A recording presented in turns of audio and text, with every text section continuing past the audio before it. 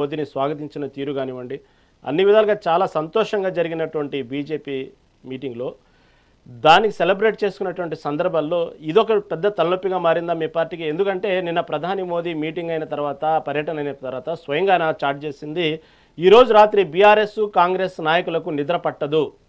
ఎందుకంటే తెలంగాణలో యువకుల ఉత్సాహాన్ని చూసి ఈ మీటింగ్ చూసి వాళ్ళకి నిద్ర పట్టదు అని ఒక చిన్న చాట్ చేశారు, ఒక మెసేజ్ పాస్ చేశారు ప్రధాని మోదీ.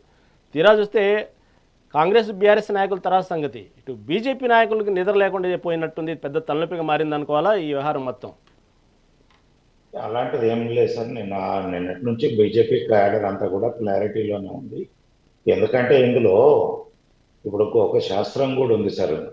పిల్లల్ని కనగలం కానీ వాళ్ళ తలరాతలను రాయలేము కదా అనేది ఉంది.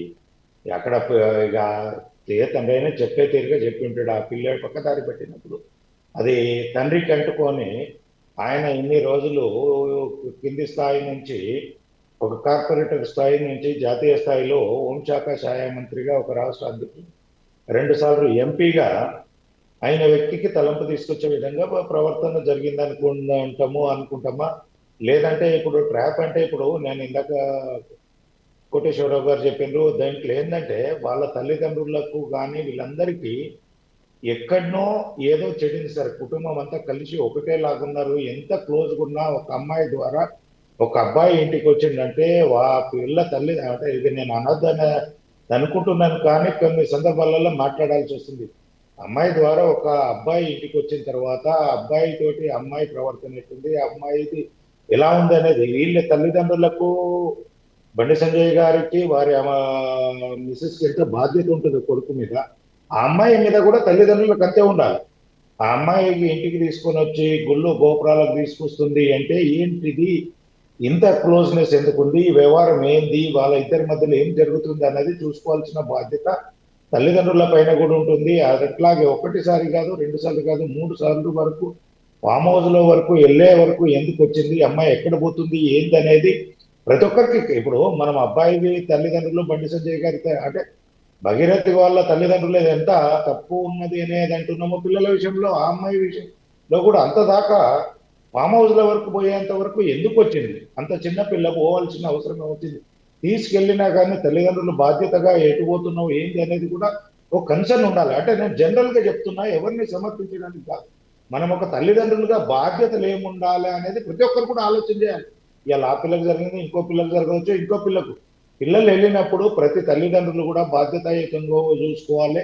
ఎక్కడికి వెళ్తున్నారు ఏందనేది చూసుకోవాలి. ఇంటికి వచ్చినప్పుడు ఏ ఉద్దేశంతో చూస్తున్నారు ఏంది అనేది కూడా కొంత ఆలోచన చేయాల్సినది ప్రతి ఒక్కరు ఉంటారు. అంత విచ్చలవిడిగా కూడా వాళ్ళు ఎంబట తీసుకుపోయి ఇంటికి తీసుకొచ్చి నోట్లో తినిపిస్తుంటే కూడా ఇది ఉంది బగ్గి అని వాళ్ళ అమ్మాయి వాళ్ళ నా అమ్మ పిలిచి వీళ్ళ మధ్యలో ఏదన్నా రాజకీయ శక్తి ఇది ఇన్వాల్వ్ అయ్యి బండి సంజయ్ గారిని వ్యక్తిగతంగా రాజకీయంగా ఎదుర్కోలేకుండా ఆయన కుటుంబ ప్రతిష్ట దెబ్బతీస్తే ఆటోమేటిక్ గా బండి సంజయ్ గారు దెబ్బతీస్తారని ఏదన్నా పార్టీలు ఇన్వాల్వ్ అయ్యి ఇది విషయం తీసుకొచ్చారా, లేదా ఎక్కడన్నా ఆర్థిక లావాదేవీలన్నా ఇంకేదన్నా విషయంలో భగీరథకు ఆ అమ్మాయి కుటుంబానికి ఎక్కడన్నా తేడా వచ్చిందా, ఏ అంశంలో వచ్చి ఇది బయటకు వచ్చింది అనేది ఇంత క్లోజ్ గా ఉండి ఇంత ఇది ఉండి ఒకేసారి ఇంత బయటకు వచ్చేసి ఇంత పోలీస్ స్టేషన్ల వరకు ఇంత దాకా వచ్చిండ్రు అంటే దాని వెనకాల సమ్ మిస్టీరియస్ ఉంటుంది.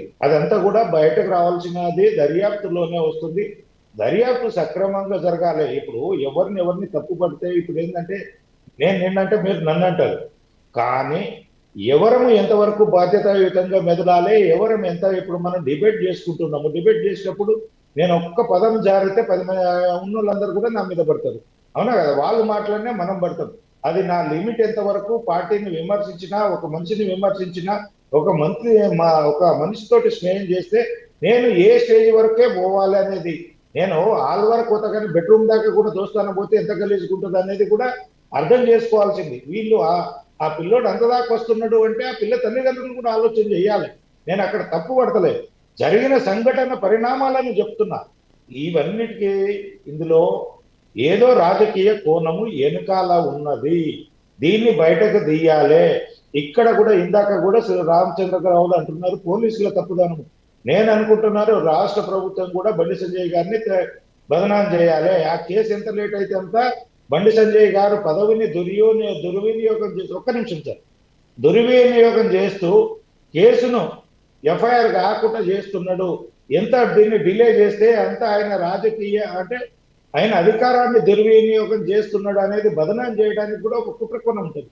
ఇప్పుడు మీరు లేట్ చేసిండ్రు అన్నారు, మీరే అన్నారు పోలీసుల తప్పిదనం. పోలీసుల తప్పిదనం ఉన్నప్పుడు మీ కాంగ్రెస్ ప్రభుత్వం మీద వాళ్ళ మీద ఏం చర్యలు తీసుకున్నారు? కనీసం అక్కడ ఉన్న ఎస్ఐకో స్టేషన్ ఆఫీసర్కో ఎవరికైనా కనీసమైన మెమో ఇచ్చారా? లేదంటే సంజయ్ అడిగారా? నోటీస్ ఇచ్చారా? ఏమీ లేదు. ఏదో తప్పు జరిగింది, వాళ్ళు వచ్చారు పోయారు అన్న విధంగా జనరలైజేషన్ చేసి మాట్లాడడం కంటే కూడా బాధ్యతాయుతంగా అక్కడ పోలీసులు ఉన్నప్పుడు ఎంత సీరియస్ గా తీసుకోవాల్సింది. ఒక మైనర్ అమ్మాయిని తోటి వచ్చినప్పుడు, ఒక కుటుంబం వచ్చినప్పుడు ఈ కేసు కనుక ఫోటోలు కానీ ఇది కానీ బయటకు వస్తే ఎంత ఇబ్బందికరంగా ఉంటుందో అనేది స్టేట్మెంట్ కూడా పోలీస్ స్టేషన్లో కాకుండా పక్కకు ఎక్కడో ఇండివిజువల్ గా కూర్చుండబెట్టి వాళ్ళ దగ్గర స్టేట్మెంట్ తీసుకోవాల్సిన దగ్గర కూడా 6 నుంచి 8 గంటలు పోలీస్ స్టేషన్ లో పిల్ల తల్లిదండ్రులు పాపతోటి కూర్చున్నారు అంటే ఎంత పబ్లిసిటీ కానీ ఎంత ఇది చేయడానికి పోలీసులు చేసిన దాని మీద పోలీసులను ఎందుకు చర్యలు తీసుకోవట్లేదు?